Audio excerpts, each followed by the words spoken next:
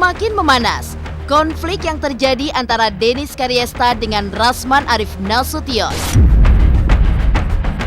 Dennis Karyesta tidak terima dengan perkataan yang dilontarkan Rasman beberapa waktu lalu yang membuatnya tersinggung atas ucapan Rasman Arif Nasution. Buntut dari murkanya, Dennis pun akhirnya melaporkan Rasman Arif Nasution ke Polda Metro Jaya, Jumat 24 Juni 2022 lalu. Lantas pasal apa saja yang dilaporkan oleh Dennis? Usai pelaporan yang dilayangkannya, sikap Dennis Karyesta belum juga melunak. Ya, di sosial media, keduanya pun terus saja saling terlibat aksi saling sindir. Lantas seperti apa aksi Rasman ketika melawan Dennis Karyesta di sosial media? Dan seperti apa pula sikap praktisi hukum Elsa Sharif menanggapi sikap Rasman? Sepak terjang pengacara Rasman Arif Nasution memang tidak hanya menyasar Dennis Karyesta. Tercatat, nama Hotman Paris Hutapea sempat terlibat perang statement dengan Rasman Arif Nasution. Dan benarkah Hotman Paris pun akan segera membeberkan bukti terkait siapa dalang di balik dugaan pelecehan seksual yang dialamatkan Iqlil Makim kepada dirinya? Pemirsa, bersama Intens Investigasi, kami hadirkan kabar terkini, terpercaya, dan teraktual. Tetapi sebelumnya, jangan lupa untuk like, subscribe, dan juga share channel YouTube ini.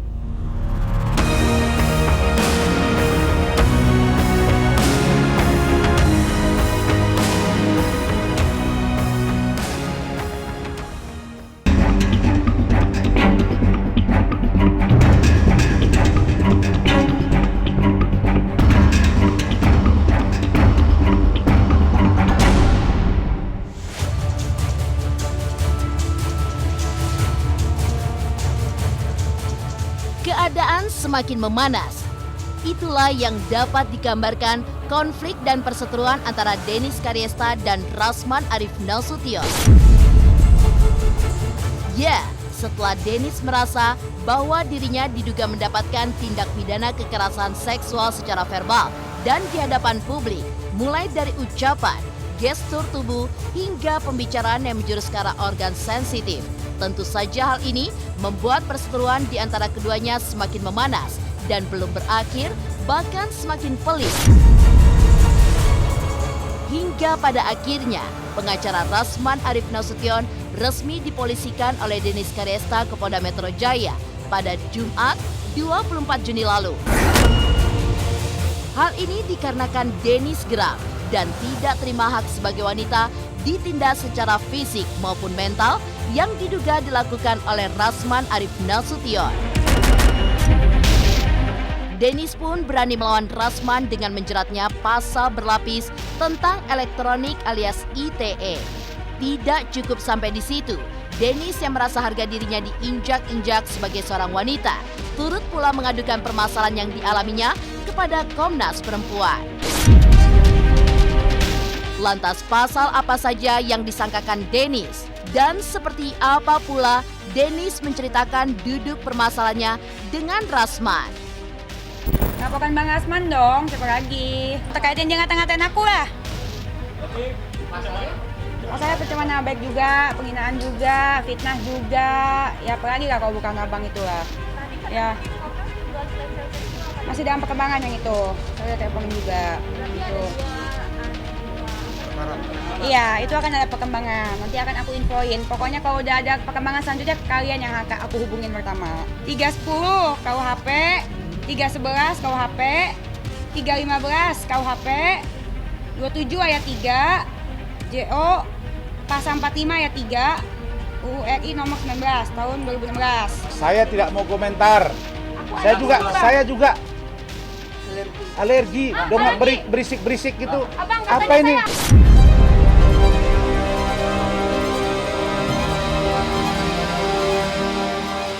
Di balik pelaporan yang dilayangkannya kepada Rasman, perseteruan Dennis Karyesta versus Rasman pun memang bermula saat membela kliennya yakni Medina Zain yang diduga melakukan tindak pidana penipuan kepada Uya dan Dennis.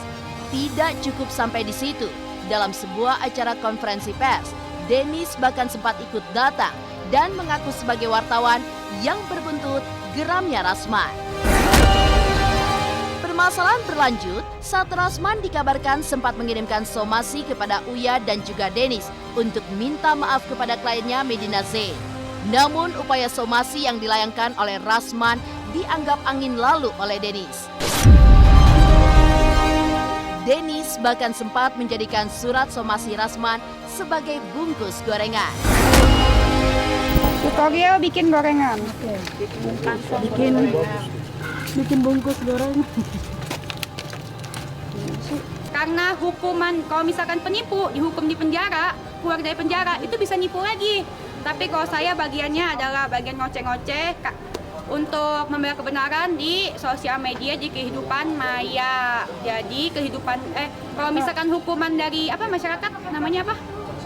Hukuman sosial itu kan juga lebih tinggi, kadang-kadang lebih berat dan kadang-kadang bisa mengubah. Siapa tahu hukuman sosial itu bisa mempercepat kesembuhan dari Medina. Oke. Amin. Intinya doa terbaik untuk Medina dan Bang Rasman. Saya minta izin ya, jadi barang bukti ya. Karena isinya sama, isinya ini. Saya cetak ini pakai duit, dapat gelar ini pakai kuliah ke luar negeri. Ya. Dia membuat begini. Boleh saya katakan ini penghina. Pelecehan. Orang yang tidak mengerti hukum mungkin harus dihukum baru ngerti dia. Saya sudah ingatkan. Kau bercerminlah. Dennis, kau bercermin. Kau pelajari latar belakang Rasman itu siapa.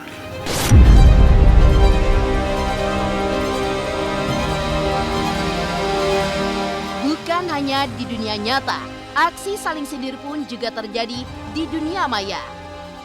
Dan seperti inilah perang dingin antara Dennis Karyesta dan Rasman Arif Nasution di media sosial. Pemirsa, pastikan tetap di Intens Investigasi. Dan jangan lupa untuk like, subscribe, dan juga share channel YouTube ini. Halo pemirsa Intens, apa kabar? Gue Jeffrey Nicole. Jangan lupa saksikan Intens Investigasi 3 kali sehari. Dan jangan lupa buat like, comment, dan subscribe.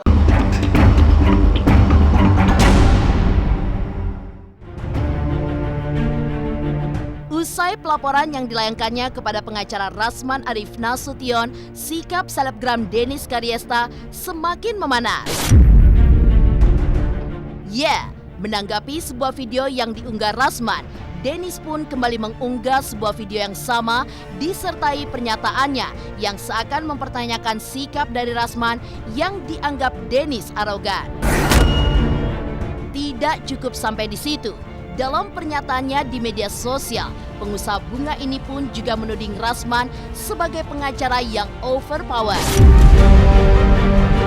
Uya Kuya pun memberikan tanggapannya atas apa yang terjadi pada dirinya dengan Rasman Arif Nasution. Lantas seperti apa aksi Rasman menanggapi pernyataan Dennis Karyesta di sosial media? Sekarang yang saya tengok ada tampilanmu itu, ada joget-joget lah, nyanyi tuti lah. Kau nyanyi di dalam. Nyanyi kau nanti di depan penyidik, ya.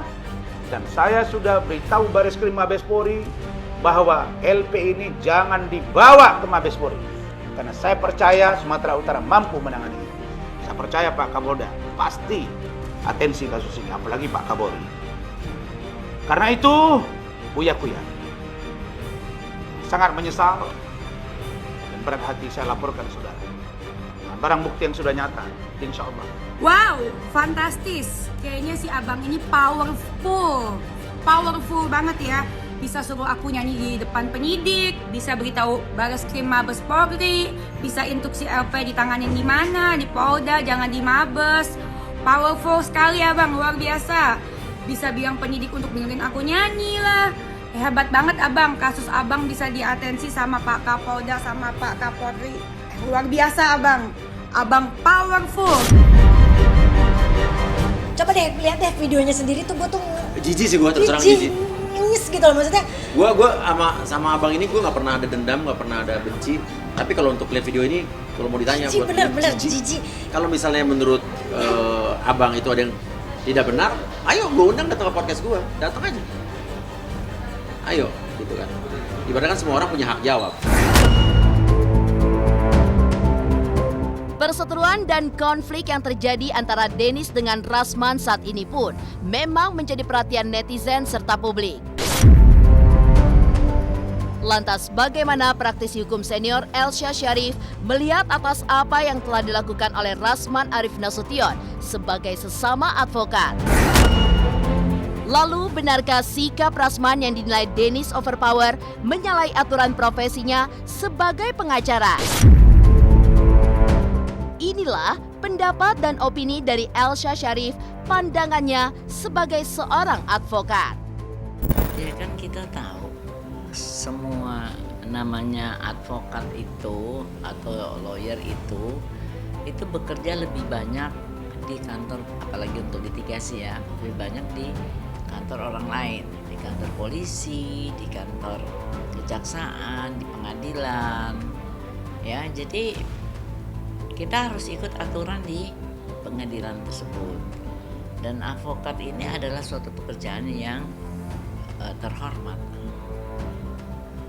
di mana kita harus adalah salah satu penegak hukum dari caturwangsa, polisi, jaksa, hakim, dan advokat, di mana advokat itu berdiri di atas di posisinya masyarakat.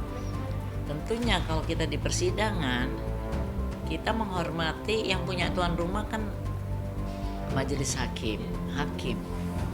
Dan itu ada aturannya sendiri di pengadilan.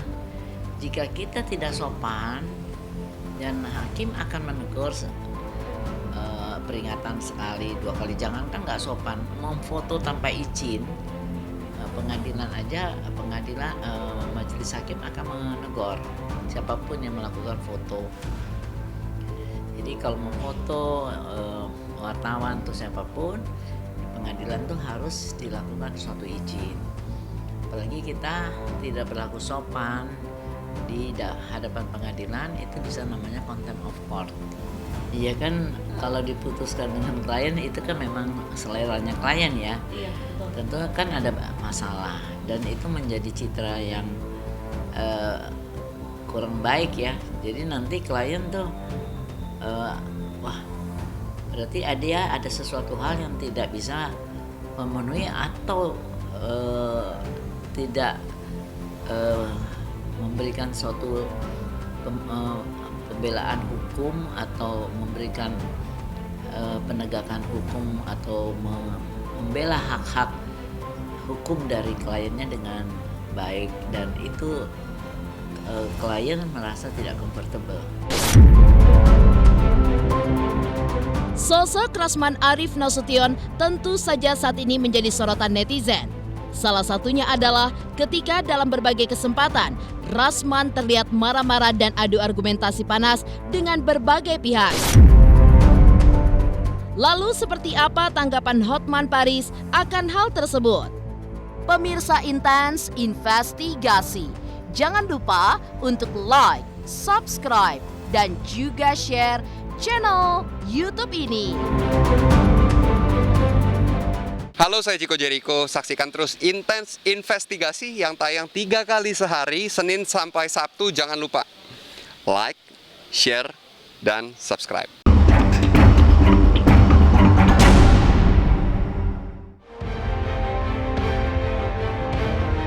Sejalan dengan namanya yang saat ini sedang menjadi sorotan tajam netizen, konflik juga tidak pernah lepas dari nama pengacara Rasman Arif Nasution. Tercatat, Rasman sempat menggemparkan publik lantaran aksinya saat di kedai kopi Joni. Saat itu, Rasman membentak para pedagang di sekitar kedai kopi Joni. Tidak cukup sampai di situ, aksi Rasman yang terbaru juga kembali menjadi sorotan, manakala ia bertemu dan melakukan adu argumentasi panas dengan mantan kliennya, yakni Dr. Richard Lee, jelang kasus dugaan wan prestasi yang dilayangkannya. Dan seperti inilah beberapa komentar terkait sikap Rasman. Awak siapa? Erik Bantalan. Saya bukan di Kopi Juni berespon, saya di dalam. Iya, tapi respon ini kan abang harus minta izin. Sama siapa minta izin? Yang punya, Pak Heng. Yang punya Kopi Joni? Iya. Ini bukan Kopi Joni. Pak Heng. Saya di dalam. Ya, gitu. Iya benar Pak. Tapi Ini food court, Bos. di sini kan wilayah kita. Wilayah siapa? Wilayah kita sebagai apa? Nama Anda siapa? Erik Bantalangi. Saya sudah minta izin sebagai juru bicara Kopi Joni. Oh, mana suratnya? Sudah saya telepon. Suratnya mana? Gitu. Suratnya mana? Jadi kita penikmat kopi. Enggak, suratnya mana? Nanti kita hanya Mana? Enggak bawa yang kok pasar-pasar saya. Ayo, press ayo. conference gitu Bang. Masuk. Ya. Oh, enggak ada. Bukan. Ini aja kan sudah. Rekam nih, foto boleh? Ya boleh Bang. Kau jangan sok jago. Di sini lah, kita flag. Kau kayak kau itu. Iya, kenapa? Santai aja bang. Gak baik, udah puasa sama lawan. Kau mau puas apa? Hah? Kau mau apa? Saya bilang tersangka ini diproses dan mediasi. Saya minta kita mau mediasi. Saya hanya bilang dua tersangka kasus supaya Jaksa Agung tangkap. Kau juga nyicil kau? Gak tahu kau nyicil kau bayar?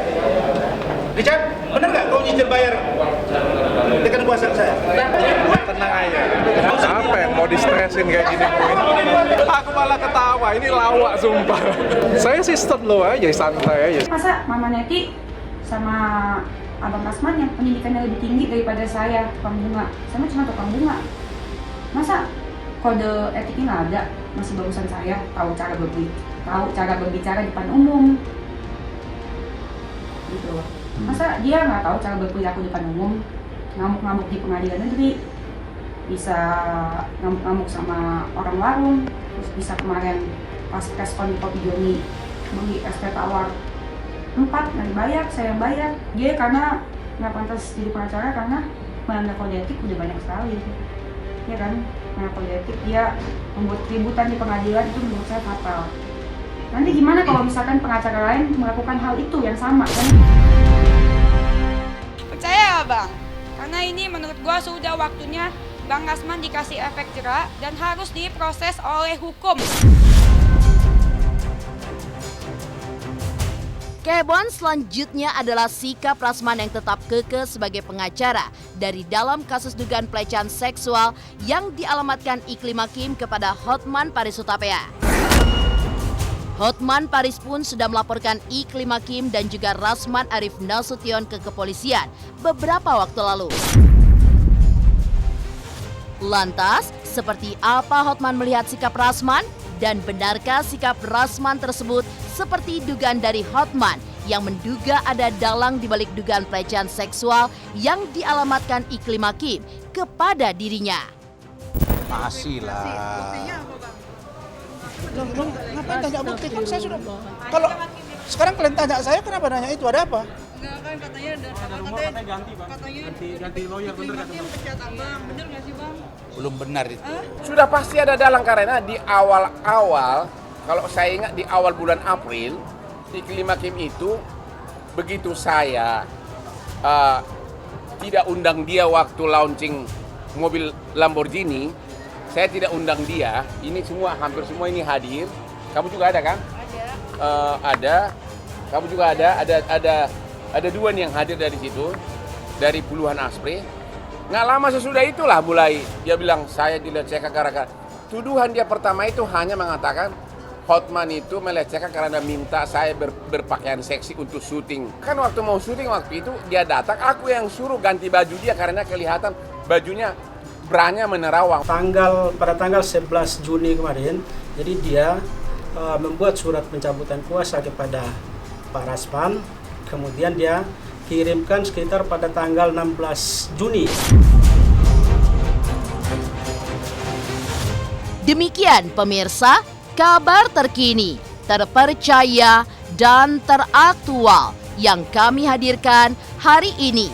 Saksikan terus Intens Investigasi setiap hari Senin sampai dengan Sabtu, tayang 3 kali sehari, yaitu pada pukul 11 siang, 3 sore, dan 7 malam hanya di YouTube channel. Dan pastikan jangan lupa untuk like, subscribe, dan juga share channel Intense Investigasi.